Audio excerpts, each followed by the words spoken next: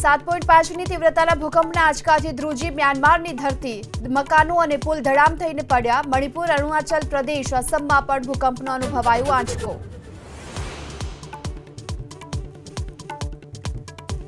રાજ્યમાં 10 એપ્રિલ સુધી અંગદજારથી ગરમીની અંબાલાલભાઈ પટેલની આગાહી. મધ્ય ગુજરાતમાં 43 ડિગ્રી તો દક્ષિણ ગુજરાતમાં ગરમીનો પારો 41 ડિગ્રી સુધી પહોંચવાનું અનુમાન.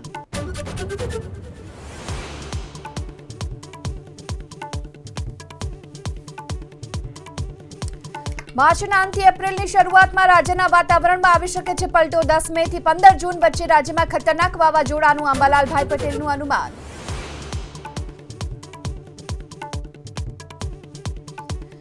વ્યાયામ શિક્ષકો અને આરોગ્ય કર્મચારીની ગાંધીનગરમાં વિરોધ યથાવત.